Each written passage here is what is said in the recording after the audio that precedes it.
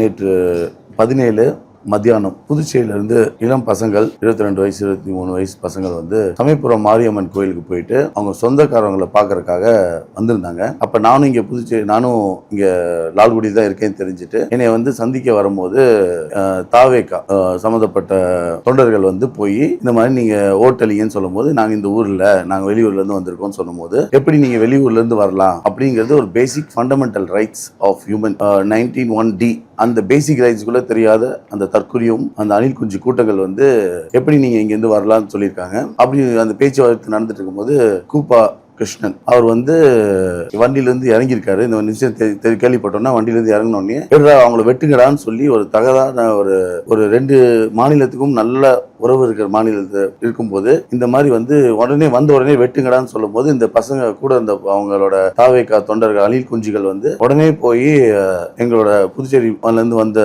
சிறுவர்களை வந்து போய் தாக்கியிருக்காங்க. தாக்கி உடனே அவங்கள அடிச்சு அவங்கள காயப்படுத்தி 2 பேர் ஹாஸ்பிட்டலில் அட்மிட் ஆயிருக்காங்க. இந்த இன்சிடென்ட் நடந்தது இது எங்களுக்கு நானும் அந்த ஆஃபீஸில் பக்கத்தில் இருந்தேன். இது கேள்விப்பட்டோன்னே உடனே நாங்கள் போய் பார்த்தது உடனே நாங்கள் இங்கேருந்து அவங்களை காப்பாற்றி கூட்டு வந்திருக்கோம். கூட்டு வந்து உடனே அவங்கள இமீடியட்டாக ஹாஸ்பிட்டலில் போய் அட்மிட் பண்ண சொல்லி நாங்கள் சில ஆக்ஷன் எடுக்க சொல்லியிருக்கோம். ஹாஸ்பிட்டல் அட்மிட் ஆகி அவங்க ட்ரீட்மெண்ட்டில் இருந்தாங்க. மீன் டைம் நாங்கள் வந்து போலீஸ் நான் வந்து மேல் இடத்துல போய் கம்ப்ளைண்ட் ரெஜிஸ்டர் பண்ணியிருந்தோம். ஐஜி ஆஃபீஸ் போய் நாங்கள் கம்ப்ளைண்ட் சொல்லியிருந்தோம். இது வரைக்கும் எஸ்ஐயும் இந்த இன்ஸ்பெக்டர் இவங்க 2 பேரும் வந்து அந்த இன்சிடென்ட்டை டீல் பண்ணவங்க வந்து லீவ் எடுத்துட்டு கூப்பா கிருஷ்ணன் வந்து இதை வந்து அவாய்ட் பண்ணுறதுக்காக அவங்கள வந்து லீவுக்கு போக சொல்லியிருக்காருங்கிற மாதிரி கேள்விப்படுறோம். இந்த கம்ப்ளைண்ட் வந்து இது வரைக்கும் நாங்கள் கொடுத்த கம்ப்ளைண்ட்டை அக்செப்ட் பண்ணி எங்களுக்கு வந்து ஒரு ரிட்டர்ன் ஃபைலாக கொடுக்கல. அவர் வந்து அவரோட அனைத்து சக்திகளையும் யூஸ் பண்ணி இந்த மாதிரி அவரோட அரசியல் அனுபவத்துக்கு இந்த மாதிரி தற்கொலை கூட்டத்தை வந்து அவர் வந்து வழி நடத்தணும். இந்த மாதிரி நல்ல ஒரு அப்பா ஸ்தானத்துல இருந்து வழி நடத்த வேண்டிய இடத்துல விட்டுட்டு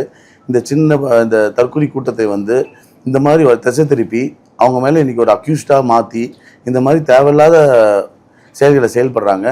இதுல வந்து எனக்கு வந்து என்னோட மச்சான் ஆதவ் அர்ஜுனா மேலேயும் ஒரு சந்தேகம் இருக்கு. ஏன்னா இவர் ஆரம்பத்திலேருந்தே இந்த மாதிரி எங்க அம்மா சொந்த மாமியாரே வந்து தோக்கடிக்கணும்னு சொல்லி சில வேலைகள் சதிகள் செஞ்சுட்டு இருக்காப்புல. ஏன்னா அவருக்கு வந்து வீக்காக இருக்குது. ஏன்னா அவர் தோக்க போகிறாரு. ஏன்னா அவர் வந்து வேணும்னே அவரோட நண்பர் கார்த்திக், அண்ணா நகர் கார்த்திங்கிறது அவங்க நண்பர்.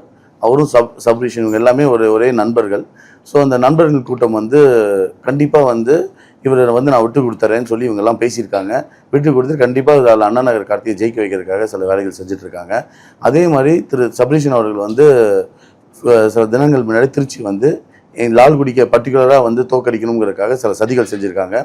இதில் வந்து திமுகவும் தாவேக்காவும் ஒன்றிணைஞ்சு சில சதிகள், அதுதான் நான் ஆரம்பத்துலேருந்து சொல்லிட்டு இருக்கேன். திரு ஆதவ் அர்ஜுனா வந்து இந்த சதிகளை வந்து அவன் இந்த மாதிரி நிறையா விஷயங்கள் செஞ்சுட்டு இருப்பாப்புல. துரைந்தர் படத்தில் வந்து அம்சா மாதிரி இந்த மாதிரி இப்போ திரும்பியும் ஒரு திரு கூப்பா கிருஷ்ணனையும் அவர்களையும் யூஸ் பண்ணி இந்த செயல்களை செஞ்சிட்ருக்காங்க. அவரை பற்றி ஒரு ஹிஸ்ட்ரி சொல்லணும்னா இந்த மாதிரி ரெய்டு வந்து இந்த மாதிரி இது இன்சிடென்ட்டு போன எலெக்ஷன்லையும் வந்திருக்கு. இதே மாதிரி போய் இறங்கி அவங்க ஆட்கள் வந்து போய் தாக்கியிருக்காங்க. இதே சம்பவம் வந்து ரிப்பீட்டட் அஃபெண்டர்ஸ்ன்னு சொல்லுவாங்க. இதே சம்பவம் வந்து ரிப்பீட் ஆகிட்டே இருக்குது. அதே மாதிரி அவர் மேலே ஒரு கேஸ் அலிகேஷன் இருந்திருக்கு. இந்த காசை மதிக்காமல் சொந்த காசு ரைடு வந்தப்போ அந்த காசை மதிக்காமல் அந்த மகாலட்சுமிங்கிற ஒரு பணத்தை வந்து எரிச்சிருக்காரு. கொண்டு போய் ஆற்றுல கொண்டு போய் தூக்கி போட்டு தண்ணியை தூக்கி வீசியிருக்காரு மாட்டிக்குவோன்னு சொல்லிட்டு. அதே மாதிரி இப்போ ரீசெண்டாக அவருக்கு ஏன் இந்த அளவுக்கு பிரச்சனைனா, ரீசெண்டாக ஏப்ரல் 3ஆம் தேதி வந்து அவருக்கு 50 லட்சம் வந்து அவங்க சொந்தக்காரங்க வீட்டிலேருந்து மாட்டிருச்சு. அதை வந்து அந்த அதிருப்தியில் அவர்கிட்ட இருந்த பணம் வந்து ரொம்ப சிறிய பணமாக இருந்திருக்கு போல். ஸோ அதை மாட்டிக்கிட்டோன்னா அந்த அதிருப்தியில் வந்து அவர் இந்த மாதிரிலாம் செய்கிறாங்கன்னு சொல்லி ஒரு சில செயல்கள் இருக்குது. அதே மாதிரி தவறாக 25,000 வந்து ஒரு ஓட்டு கொடுக்குறாங்கன்னு சொல்லி ஒரு தவறான விஷயத்த நியூஸ் தமிழ் செய்தியிலும் அது போக நிறைய செய்தி சில ஊடகங்களில் வந்து சன் நியூஸ் இந்த மாதிரி சில செய்திகளை தவறாக பரப்ப ஆரம்பிச்சிருக்காங்க. இந்த ஊடகங்கள் வந்து கரெக்டாக நியாயமாக நேர்மையாக பண்ணுங்கன்னு நான் பலமுறை சொல்லிட்டு இருக்கேன். அதே மாதிரி திரும்ப அந்த 500 கோடிக்கு என்ன கணக்கு இது வரைக்கும் என்னங்கிறது அது வரைக்கும் ஒரு பதில் இல்லை. ஸோ இந்த மாதிரி ஒரு விஷயங்கள் ஒரு வழி நடத்தக்கூடிய இடத்துல இருந்து திரு கூப்பா கிருஷ்ணன் வந்து இந்த தற்கொலை பசங்களை அணில் குஞ்சுகளை வந்து வழி நடத்தாமல் இந்த மாதிரி தவறான விஷயத்துக்கு வந்து செயல்படுத்துறது வந்து நான் கடுமையாக கண்டிக்கிறேன். இதோட விளைவுகள் வந்து கண்டிப்பாக நாங்கள் என்ன சட்ட ரீதியாக என்ன நடவடிக்கை எடுக்கணுமோ அனைத்தையும் நாங்கள் சட்ட ரீதியாகவும் கோர்ட் ரீதியாகவும் போலீஸ் ரீதியாகவும் அனைத்து நடவடிக்கையும் நாங்கள் எடுப்போம். அதே மாதிரி நாங்கள் என்ன வேண்டிக் கொள்வது என்னென்னா, இந்த மாதிரி திமுகவும் தாவேக்காவும் ஒன்றாக செயல்பட்டு அவங்களோட தாவேக்கா வந்து அவங்களோட பி டீமாக செயல்படுறாங்க. இதை மக்கள் வந்து அறிஞ்சிட்டு இந்த மாதிரி ஓட்டை சிதற விடாமல் சிந்தாமல் சிதறாமல் அனைவரும் ஒழுங்காக நல்ல ஆட்சி கொடுக்குற அதிமுகவுக்கு இந்தியா அலையன்ஸுக்கு வாக்களிக்குமாறு மக்களை வந்து சிந்திக்க சொல்கிறேன். ஏன்னா நீங்கள் சிந்திச்சு பாருங்கள், இந்த மாதிரி இந்த தவறுகள் வந்து இந்த மாதிரி கரப்ஷனோ இந்த மாதிரி இது எல்லா அலிகேஷன் கிட்னி முதற்கொண்டு இங்கே திருச்சியில் இருக்கிற அந்த தனலட்சுமி காலேஜ் ஹாஸ்பிட்டல் வச்சுருக்கிறது தான் கிட்னிலாம் திருடிட்டு இருக்காரு. இந்த மாதிரி நிறைய அலிகேஷன்ஸு நீங்கள் சாராயம் செந்தில் பாலாஜி எடுத்துக்கிட்டேன், கோல்லையும் அவர் வந்து சாராயமும் வந்து கம்ப்ளீட்டாக எல்லாமே வந்து 50,000 கோடி பக்கம் வருஷத்தில் கள்ளத்தனமாக சம்பாதிச்சிட்ருக்காரு. அவர் வந்து அந்த லைசன்ஸ் பாருக்குலாம் லைசன்ஸ் இல்லாமையே எல்லா பாரும் நடந்துகிட்ருக்கு. பாட்டில் விற்கிற பாட்டில் 10 ரூபா மேலே விற்கிறாங்க. சில பாட்டில்லாம் டைரெக்டாக மேனுஃபேக்சர்லேருந்து டைரெக்டாக விற்று அக்கௌண்ட் இல்லாமல் அந்த எந்த ஒரு டேக்ஸ் எக்ஸைஸ் டியூட்டி எதுவுமே இல்லாமல் டைரெக்டாக வந்து ஆல்மோஸ்ட் 20 ரூபா பாட்டில் ஆகுதுன்னா 150 ரூபாய்க்கு வெளியில் விற்கிறாங்க. ஸோ இதுதான் நிலைமை. இந்த அளவுக்கு மோசமான நிலைமையை நம்ம போயிட்டுருக்கோம். மைன்ஸாக இருக்கட்டும், ப்ரெஸ்காரங்களாக இருக்கட்டும், மைன்ஸை வந்து இதே மாதிரி ஊழல், மணலில் ஊழல், அதே மாதிரி ப்ரெஸ்காரங்களே அட்டாக் பண்ணுறாங்க, ரத்தம் வர அளவுக்கு அடிக்கிறாங்க. அந்த அடித்ததுக்கப்புறமும் இன்றைக்கி வரைக்கும் அந்த ப்ரெஸ்காரங்களுக்கு ஒரு தீர்வு இல்லை.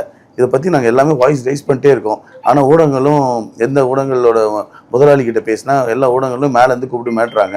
உதயநிதி பற்றி வந்தால் போடக்கூடாதுன்னு திரு ஸ்டாலின் அவர்களே வந்து பர்சனலாக கூப்பிட்டு சொன்னது மாதிரி சொல்கிறாங்க. இந்த மாதிரி பயப்படாதீங்க. நீங்கள் நம்ம டெமோக்ராட்டிக் ரைட்ஸ், இதெல்லாம் நம்மளோட பேசிக் ஹியூமன் ரைட்ஸ், இதெல்லாம் வந்து நம்ம அப்புறம் ஜனநாயகம் நம்ம எதுக்கு நம்ம வந்து சுதந்திரம் அடைஞ்சிருக்கோம்.